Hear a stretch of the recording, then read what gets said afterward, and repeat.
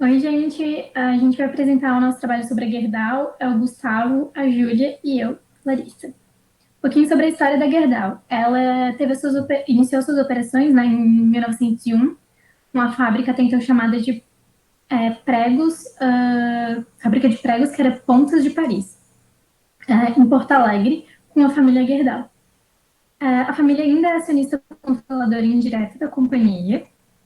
Em 1969, ocorreu a mudança de nomenclatura da Pontas de Paris para a Metalúrgica Gerdau, que hoje é holding controlada pela família e controladora da Gerdau. A empresa é uma siderúrgica, que é a maior produtora de aço do Brasil, além de ser uma recicladora, uma das maiores recicladoras no mundo, que transforma anualmente toneladas de sucatas em aço, mostrando as empresas controladas que vão entrar na consolidação das demonstrações. A empresa tem 19 controladas, separada em 13 países. Tem o controle compartilhado de oito empresas, além de ter duas coligadas.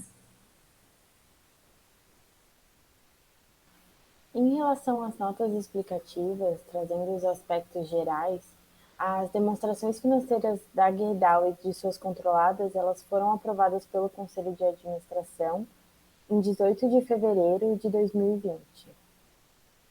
Para as demonstrações consolidadas, os resultados e os saldos patrimoniais de cada empresa são convertidos para reais, que é a moeda funcional da companhia e também a moeda de apresentação das demonstrações consolidadas.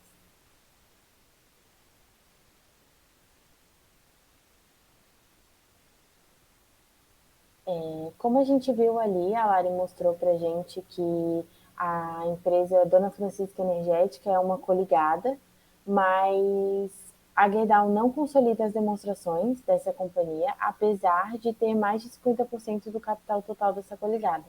Isso por causa de direitos de proteção concedidos a outros acionistas, impedindo que a companhia implemente decisões sobre condução dos negócios dessa coligada.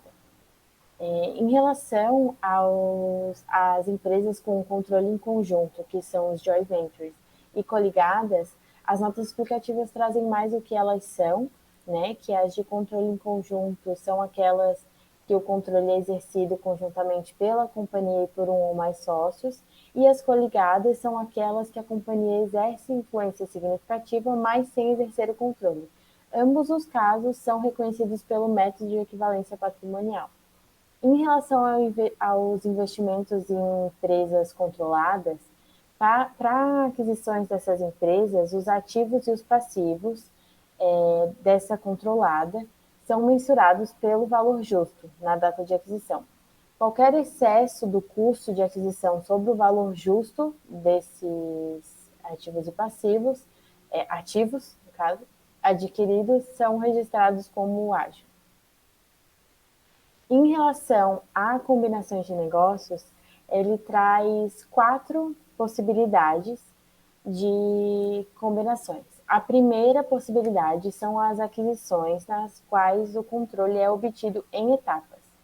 Ou seja, quando uma combinação é realizada em etapas, a participação que já era detida pela Gerdau é remensurada pelo valor justo nessa data atual, ou seja, né, na data que a Gerdau vai adquirir o controle.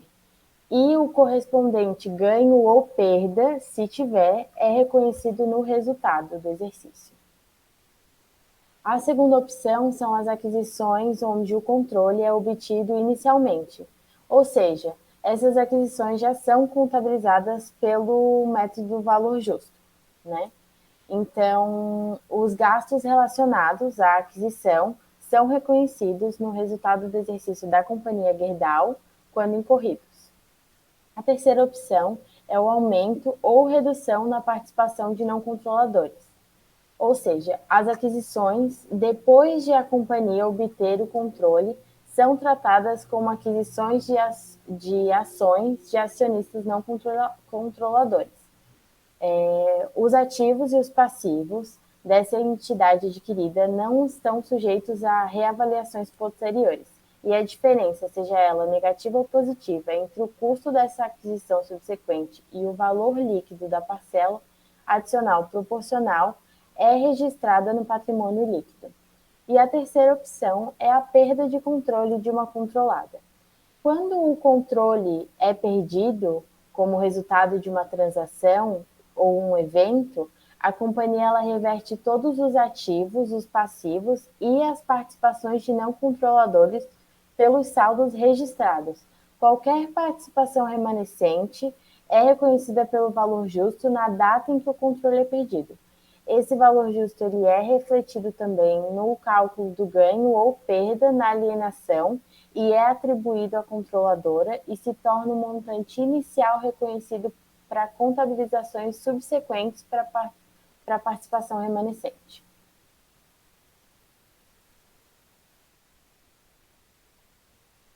Antes de entrar na análise das demonstrações financeiras consolidadas da Gerdau, eu queria fazer uma breve recapitulação sobre a relação entre os níveis de controle e significância da empresa investidora com as suas investidas e o tratamento contábil em cada situação.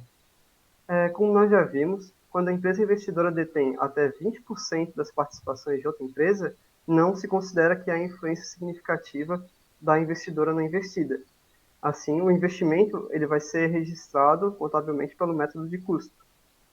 Quando detém até 50% das participações, considera-se que há uma influência significativa da investidora na investida, e aí formando uma relação de controladora e coligada, e nesse caso o registro vai ser pelo método de equivalência patrimonial.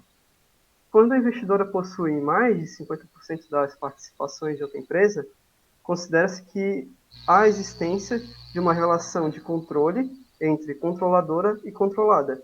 E nessa situação será realizada a consolidação das demonstrações financeiras, né, de ambas as empresas.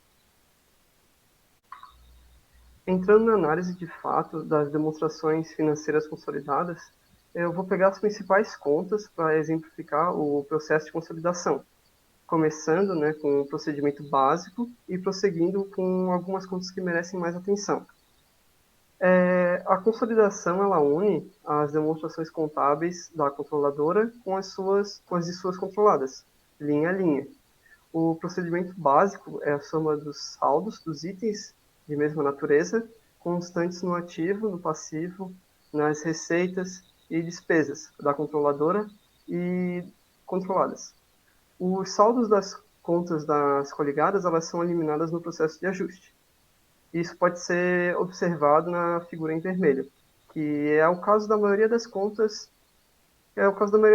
como a conta caixa, os estoques, o imobilizado, o intangível, etc. Também devemos eliminar as transações entre controladora e controladas, consolidando apenas as operações realizadas com terceiros. E isso pode ser observado na figura em azul, que é o caso das contas a receber. Com relação à conta investimentos, aqui é uma peculiaridade, porque somente serão consolidados os valores correspondentes a investimentos em coligadas e outras participações. Em outras palavras, o saldo da conta consolidada de investimentos vai ser o resultado, né, da subtração dos investimentos em controladas da conta de investimentos da controladora. E isso pode ser mais facilmente entendido se a gente observar o cálculo representado pela figura em amarelo.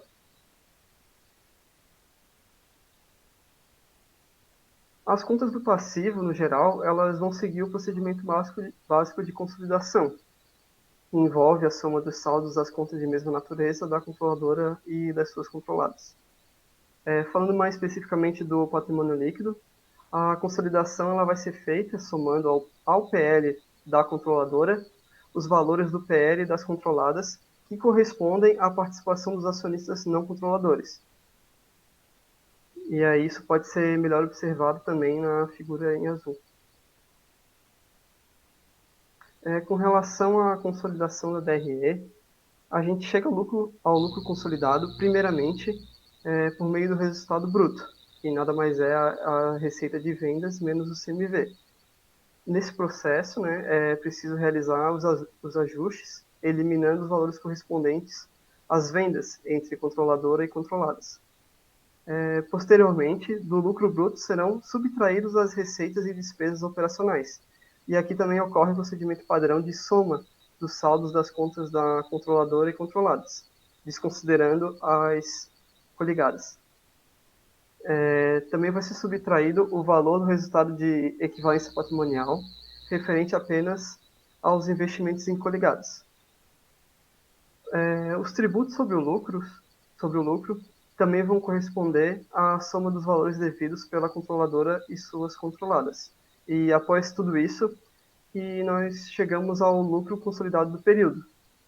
E no caso da Gerdau, ao contrário do que vimos em aula, ela evidenciou seu lucro consolidado, incluindo a parcela referente aos sócios não controladores. E essa conta está discriminada em linha abaixo do lucro consolidado.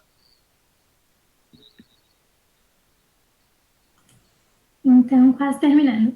No formulário de referência sobre a equivalência patrimonial, a empresa ela teve uma equivalência de 1,5 bilhão em 2018. Isso foi resultado de 30,5 bilhões de investimentos em coligadas e controladas. Isso é uma vantagem, esse relacionamento, porque nesse ano a Gerdau foi considerada a nona maior produtora mundial de aço e também teve uma participação de 2% do mercado. Falando das partes relacionadas da empresa, ela tem uma política de operação de partes relacionadas, que quando os negócios são relevantes para a empresa, é submetida a um conselho de administração.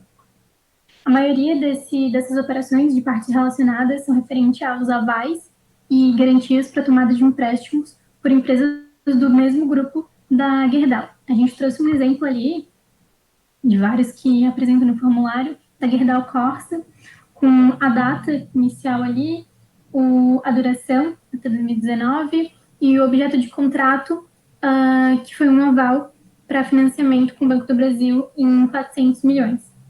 Dá de ver também ali os outros valores que foram,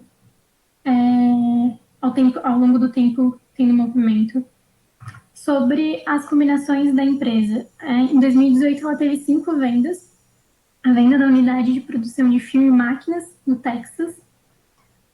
Em junho de 2018, vendeu 100% das ações da Asa Participações, das suas subsidiárias,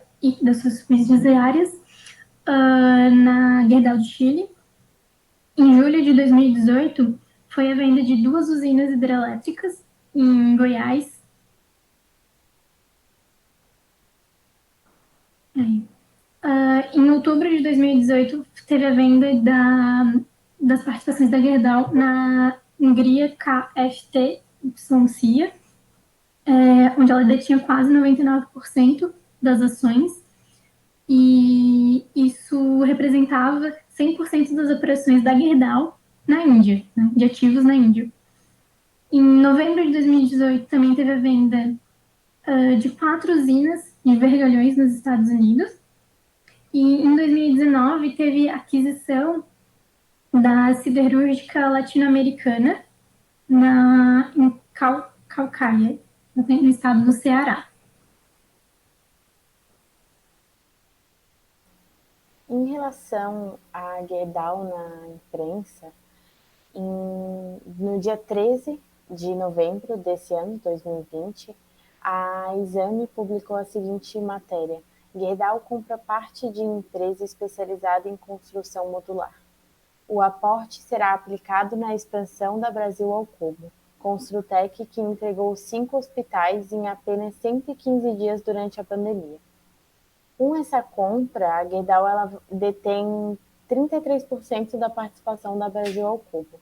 E o CEO da Gerdau, Gustavo Werneck, ele fala o seguinte sobre isso: buscamos novos negócios para que, num futuro breve, alcancemos nosso objetivo principal, ter 20% das receitas da empresa provenientes de novos negócios relacionados à cadeia do aço e adjacentes.